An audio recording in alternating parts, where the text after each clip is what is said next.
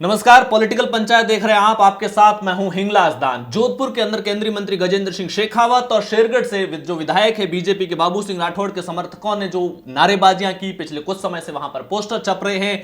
इस तमाम सियासी संग्राम को लेकर के विस्तार से बात करेंगे, लेकिन उससे पहले आपकी स्क्रीन पर 3 तस्वीरें। पहली तस्वीर वसुंधरा राजे की बूंदी दौरे की है। जनता से लेकर के मीडिया के बीच में ये चर्चाएं बहुत आम हो चुकी है कि वसुंधरा राजे के बूंदी दौरा हो या अलग अलग दौरे हो, उन दौरों के बीच में वसुंधरा राजे के साथ में वो नेता भी दिखाई देते हैं जिन्होंने विधानसभा चुनाव में बीजेपी के प्रत्याशियों को हराने का काम किया, विधानसभा चुनाव के अंदर पार्टी विरोधी गतिविधियों में शामिल रहे। लेकिन अब वसुंधरा राजे के दौरे के दौरान वसुंधरा राजे के साथ मंचों पर नजर आते हैं, वसुंधरा राजे के स्वागत करते हुए नजर आते हैं।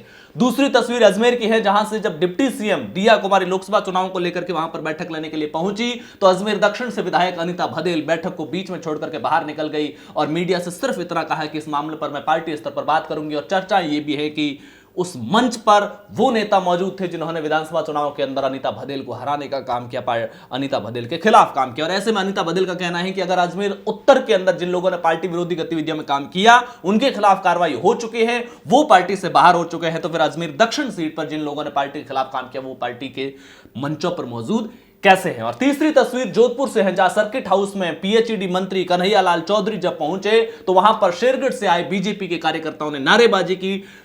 नारेबाजी स्थानीय सांसद के खिलाफ हुई, नारेबाजी हुई एक अधिकारी के ट्रांसफर को लेकर। वो अधिकारी जो पूरे 5 साल तक पिछले कार्यकाल अशोक गहलोत के कार्यकाल के दौरान भी लंबे समय तक शेरगढ़ के अंदर तैनात रहे, और उसी अधिकारी पर पहले ये आरोप भी लगे थे कि वहां पर जल जीवन मिशन के काम को रफ्तार कम की जा रही है, शेरगढ़ इलाके में फैले हुए जल संकट के लिए वो जिम्मेदार हैं। हमने इस पूरे प्रकरण को लेकर के वहां के पत्रकारों से बात की और ये समझने की कोशिश की कि आखिरी जोधपुर के अंदर जो ये 2 नेताओं के बीच में जो संग्राम छिड़ा हुआ है, इसको लेकर के असल कहानी क्या है, वहां के लोकल पत्रकार इस पूरे एपिसोड को किस नजरिए से देख रहे हैं, इसको लेकर के हमने वरिष्ठ पत्रकार के.आर. गोदारा से बात की, हमने बात की सीनियर जर्नलिस्ट जितेंद्र डूडी से और वरिष्ठ पत्रकार रंजन दवे से। पहले इनके ओपिनियन को सुन लीजिए, वो क्या कुछ कहते हैं, उसके बाद में हम जोधपुर लोकसभा सीट के गणित को समझने की कोशिश करेंगे और उसके जरिए भी यह तलाशने की कोशिश करेंगे कि आखिरी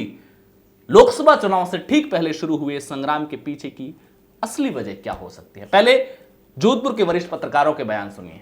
एक्चुअली में बाबू सिंह राठौड़ जो है वो राजस्थान में वसुंधरा राजे खेमे के माने जाते हैं, जबकि गजेंद्र सिंह शेखावत और वसुंधरा राजे के 36 का आंकड़ा है, ऐसा लोग कहते हैं। अब इन दिनों बाबू सिंह राठौड़ गजेंद्र सिंह शेखावत के खिलाफत में उतरे हुए हैं। एक दिन पहले ही मामला जोधपुर में हुआ। सर्किट हाउस में लोगों ने, शेरगढ़ क्षेत्र के लोगों ने केंद्रीय मंत्री का विरोध किया, इनके खिलाफ नारेबाजी की। तो अब जबकि चुनाव नजदीक है, लोकसभा चुनाव नजदीक है, तो बाबू सिंह समर्थक अब गजेंद्र सिंह शेखावत के खिलाफ बयानबाजी और नारेबाजी पे उतरे हुए हैं। इस पूरे प्रकरण में कहीं ना कहीं ऊपर से भी ये हो सकता है कि भाई उनको ऊपर से इशारा मिला हो इनका विरोध करने का, क्योंकि वो राजे खेमे के माने जाते हैं बाबू सिंह राठौड़। तो इसको लेके भी कई लोग ये कयास लगा रहे हैं कि भी हो सकता है कि बाबू सिंह राठौड़ को ऊपर से राजे खेमे द्वारा ये संदेश या ये इशारा मिला हो कि इनका विरोध किया जाए, ताकि लोकसभा में गजेंद्र सिंह शेखावत को आला कमान टिकट देने में, टिकट को लेकर वो विचार करें। हालांकि अभी ये सिर्फ पूरी कयास है, लेकिन फिर भी इन दिनों जोधपुर संभाग की राजनीति में बाबू सिंह राठौड़ और केंद्रीय मंत्री गजेंद्र सिंह शेखावत के आपसी जो राजनीतिक व्यवस्था है वो अभी चरम पर है। राजस्थान में भारतीय जनता पार्टी की सरकार है और भारतीय जनता पार्टी के 2 दिग्गज नेताओं की अदावत खुलकर सामने आ रही है। बात करें केंद्रीय मंत्री गजेंद्र सिंह शेखावत की, तो अपने आप में एक दबंग नेता और एक साफ छवि के नेता माने जाते हैं, तो वहीं दूसरी तरफ बाबू सिंह राठौड़ भी अपने विधानसभा में अच्छा खासा वर्चस्व रखते हैं। बात करें अगर बाबू सिंह राठौड़ की, तो वसुंधरा राजे के सरकार में एक मंत्री सरकार में जो है विधायक रहे और उनके काफी नजदीकी माने जाते हैं। तो वहीं दूसरी ओर केंद्रीय मंत्री भी जोधपुर के एक लाडले सांसद कहलाते हैं। बात अगर अदावत की करें तो कल जिस तरीके का विरोध जो देखने को मिला है, तो निश्चित रूप से चुनाव से पहले इस तरह के विरोध आते जाते रहते हैं। व्यक्ति का, अगर किसी व्यक्ति का 100% काम नहीं होता है, 99% काम हो जाता है और एक नहीं होता, तो भी विरोध देखने को मिलता है। लेकिन कल जिस तरीके का जो घटनाक्रम घटा है, उस घटनाक्रम से ये लग रहा है कि इनकी अदावत जो है कहीं ना कहीं फूट कर बाहर आ रही है। बाबू सिंह राठौर लगातार जो है हमलावर रहे हैं केंद्रीय मंत्री पर, तो वही केंद्रीय मंत्री गजेंद्र सिंह शेखावत बड़े ही शांत प्रिय जो है इस पूरे मामले को लेकर अपनी तरफ से किसी प्रकार की कुछ सामने नहीं आया। लेकिन लोगों का जिस तरीके से कल जमावड़ा जोधपुर में रहा और सिरगढ़ के कुछ लोग राजस्थान के मंत्री के सामने आए और उनका जो विरोध देखने को मिला, तो कहीं ना कहीं देखिए चुनाव का समय है और चुनाव के समय में इस तरह के माहौल अक्सर देखे जाते हैं और निश्चित रूप से केंद्रीय मंत्री अपने आप में एक बहुत संवेदनशील और बहुत ही एक नॉर्मल लोगों के लिए एक अच्छे नेता माने जाते हैं। लेकिन वही बात जो मैंने पहले की है कि 99% काम होता है, एक नहीं होता है, तो विरोध कहीं ना कहीं देखने को मिलता है और चुनाव में इसमें अक्सर देखा जाता है। वो कहते हैं कि बाहरी आदमी है नहीं चलेगा, तो बाहरी से तात्पर्य उनका क्या है ये समझ में नहीं आ रहा। जबकि गजेंद्र सिंह शेखावत विगत 10 सालों से तो यहाँ जैसे जीते हुए हैं और काम कर रहे हैं। बाहरी से या जोधपुर जिले से बाहर का बता रहे हैं या शेरगढ़ क्या होना चाहिए, ये अभी तक स्थिति स्पष्ट नहीं की है। जहां तक विरोध की बात है तो दोनों नेता है एक ही जाति विशेष के लोग हैं, और जिस तरीके से शेरगढ़ में जो सभा हुई थी और उसमें जो गजेंद्र सिंह के जाने के बाद में बाबू सिंह ने जिस तरीके से मंच से बात कही थी बिना उनका नाम लिए, उससे कहीं ना कहीं इस माहौल में तेजी आई है। तेजी आने की एक वजह और भी है कि लोकसभा चुनाव है। लोकसभा चुनाव है तो जब चुनाव होते हैं तो सभी तरीके की चीजें बाहर आती है, क्योंकि जब विधानसभा चुनाव थे तब हमने देखा कि बहुत समय बाद में, यानी कि सबसे आखिरी में कहीं जाकर के शेरगढ़ के विधानसभा का टिकट बाबू सिंह राठौड़ के हाथ आया था। इसको लेकर के भी उस समय भी इस तरह का माहौल था, खींचतान भरी बातें हुई थी, लेकिन बाद में टिकट लगातार बाबू सिंह जो जीतते आ रहे हैं उन्हीं को दिया और वो फिर जीते इस बार। इसी तरीके से जोधपुर की अगर बात करें तो निश्चित तौर पर लोकसभा संसदीय क्षेत्र जो है अपने आप में बड़ा क्षेत्र है। पूर्व में यहाँ अशोक गहलोत के पुत्र वैभव गहलोत चुनाव लड़े हैं, सामने गजेंद्र सिंह लड़े हैं। उससे पहले राज परिवार की सदस्य बहन के रूप में यहाँ चंद्रेश पाइसा ने चुनाव लड़ा था। तो कुल मिलाकर के जोधपुर महत्वपूर्ण जगह है और महत्वपूर्ण होने की एक कारक के रूप में इसे देखना चाहिए कि यह सीट क्यों महत्वपूर्ण है, उसमें क्या ऐसे घटक हैं, उसके तहत विरोध होता है तो निश्चित तौर पर विरोध से ही जो है विजय स्वर निकलते हैं, विजय के लिए जोश बनता है, कुछ न कुछ उद्देश्य होता है और विरोध होना भी चाहिए इस बात को लेकर के कि जो काम करने वाले लोग हैं वे निश्चित तौर पर इस बात का ध्यान रखें कि जनता उन्हें देख रही है। ये बात निश्चित तौर पर कल देखने को भी मिली कि जब जलदाय मंत्री राजस्थान सरकार के आए और उन्होंने उस भरी सभा के अंदर ताल ठोक के ये बात कही कि गजेंद्र सिंह शेखावत के कहने से किसी प्रकार का तबादला नहीं हुआ है, बल्कि उन्होंने धन्यवाद दिया गजेंद्र सिंह शेखावत को कि उनके कहने के कारण ही प्रधानमंत्री नरेंद्र मोदी ने जल जीवन मिशन में समय अवधि बढ़ाई है। उन्होंने आंकड़े पेश किए कि 30% तक ही काम हुआ और 44 स्थान पीछे चला गया था। लेकिन अब निश्चित तौर पर जो काम हो रहा है उसका ज्यादा से ज्यादा फायदा लेना चाहिए, क्योंकि ये डबल इंजन की सरकार है। विधायक महोदय भी अपने उसमें आना चाहिए और जो घटनाक्रम हुआ विगत, क्योंकि यहाँ मौके पर जो मौजूद थे लोग उनके सामने ये सारा घटनाक्रम हुआ है, जिसमें सिर्फ एक एक्सीडेंट की तबादले को लेकर के यह सब बवाल सामने होता नजर आया मंत्री के सामने। तो निश्चित तौर पर चुनाव है, चुनाव में सभी तरीके के प्रयास किए जाते हैं, उनमें से एक प्रयास ये भी था समय।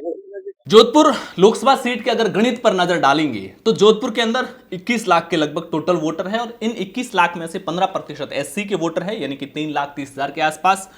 3.8% एसटी का केवल 80,000 है। मुस्लिम वोटर 16.9% है, 3,60,000 के आसपास। और राजपूत वोट 16.6% है, 3,40,000 के आसपास। और ये जो 3,40,000 के आसपास का जो गुलदस्ता है, यही वो बड़ा वोट बैंक है जिसकी वजह से बाबू सिंह राठौड़ इसी समाज वर्ग से ताल्लुक रखते हैं और गजेंद्र सिंह शेखावत भी इसी समाज वर्ग से ताल्लुक रखते हैं।